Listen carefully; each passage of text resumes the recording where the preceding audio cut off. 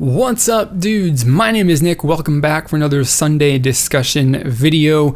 These videos here, every single Sunday, every single week, as much as I possibly can, are supposed to be an opportunity to talk about something relating to K-pop or Korean music, but outside the scope of the songs themselves, like every other video that I upload on this channel is. Last week, I talked about some of the reasons why I do not care about the success that BTS is having, and also the success that other groups have in K-pop. So now for this week, we're going to talk about the complete opposite of that video, which is why I do care about the success that BTS is having, and also why I do care about the success that other groups do have.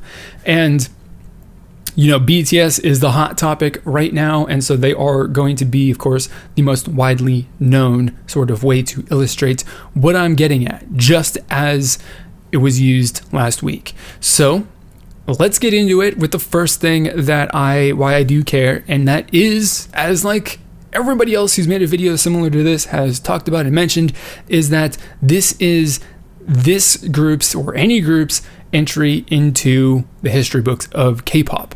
And that is definitely, I think, the most exciting thing for me personally, as someone who, you know, the reasons why I listen to K-pop and the reasons why I care about it is very, very exciting to watch a group make history, or, you know, just in general get their entry put into the history book of K-pop.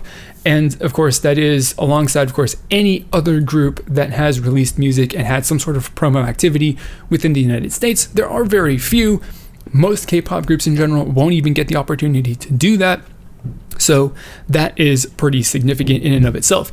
And of course, the next thing that kind of, you know, relates to being in the history books is also being one of the groups that can actually make a claim for helping to spread K-pop around the world. Whether that is being the first group to have some sort of big time achievement in Japan or other parts of Asia, you know, being the first group to release a song in the United States is something big. The first group to have a solo concert in the United States is big.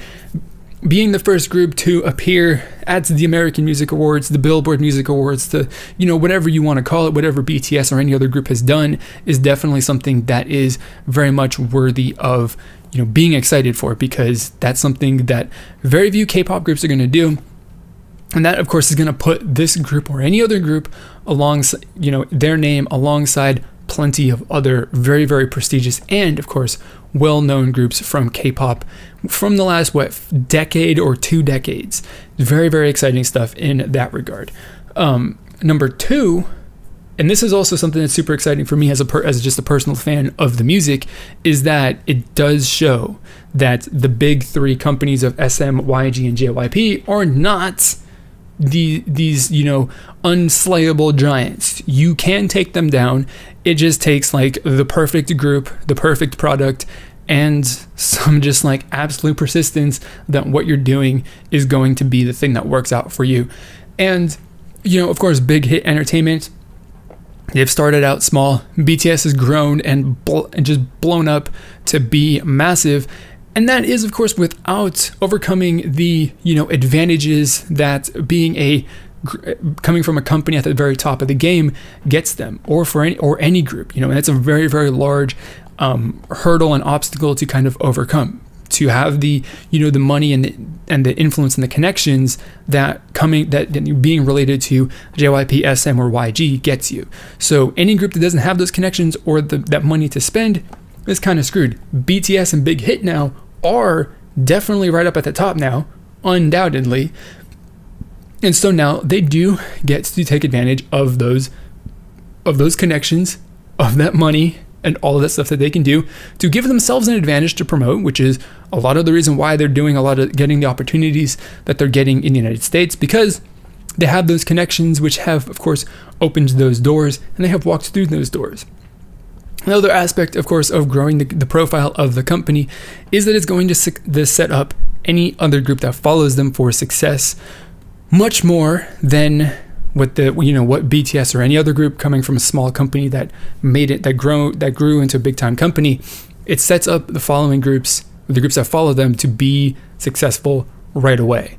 And, you know, they're definitely paving the road for anybody that follows for success. And that's also something that's really, really cool and really exciting, is that, you know, you actually kind of not directly have made the careers possible for another group of K-pop idols or another group of trainees that we don't know exist yet. It's also something that is really, really cool. And the final thing that I care about to a lesser degree, because, you know, I'm not really into K-pop for the personal connection aspect of it, but it is very hard to kind of deny and say that I don't care about the fact that the members' work is kind of paying off in a variety of ways. So of course, they're getting their success, which is a reward for all of their hard work that they've put in. Not only is it hard work to just in general debut, because there are so many idols that we don't even know, or trainees I should say, because they haven't debuted, so they're not an idol, right? There are so many trainees that we don't even know about that just, they train for whatever point, however long, and then they just get cut or they leave. They just basically wash out of whatever company is that they're trying to become a part of. And their idol career and their K-pop career just basically goes nowhere. And then of course, of the idols that do, or the trainees that do debut for any company in the entirety of K-pop, a lot of those groups end up failing and disbanding within the first couple of years, if not within the first year. So the number of groups that make it past the first 2 years are relatively few. The number of groups that make it for their entire 7-year long contract or something like that, also very, very few. So seeing any group actually, build up their reputation, be successful to the point that they can continue their careers, is very, very good payoff for the hard work that those members put in. Also relating to the hard work is, of course, the fact that the members of the group are able to achieve things that they potentially that were only a thing that they dreamed and they imagined of achieving. Like, they never thought that they would have a concert in the United States, or a concert in Japan, or, to have a solo concert in Korea even, right? Those groups that have that sort of success, that these idols can achieve things and do things that they only thought was possible in their dreams, that's also really, really cool as well. And of course, like I said, the only way that they could possibly get that is through hard work and having a good product. So they've done a really good job, and of course, all of their hard work has paid off for them big time. And that's something to be excited about just a little bit, even if, like I said, I don't necessarily care about the personal connection aspect of it and, the personal stories behind a lot of these idols, but I definitely cannot resist feeling happy for them and, being glad that they're actually getting to do some of the things that they wanted to do. They might not have ever thought was possible, but most of all, that the hard work that they've put into, debut, to, to avoid being a washed up trainee, and also being a group that manages to stick around for a little while and release music, that's all really, really awesome stuff. So those are the reasons why I kind of care about why I do care about the success of BTS, or just any other K-pop group in general. So I want you guys to share your why you care about the success of BTS in specific. Also, you can also share that about any other group, whether you love BTS or any other K-pop group, or you absolutely hate them. That is also a thing too. It's like, if you absolutely dislike a group, potentially you see reasons why you should care about, with the specific example of BTS, maybe you do care about the success of BTS despite the fact that you do not like them as a group. It's definitely something that is possible, because you are, I would assume, a fan of K-pop in general, potentially. So share your thoughts and opinions, whether you like BTS or not, or you like any other group or you don't. Share your thoughts and opinions down below.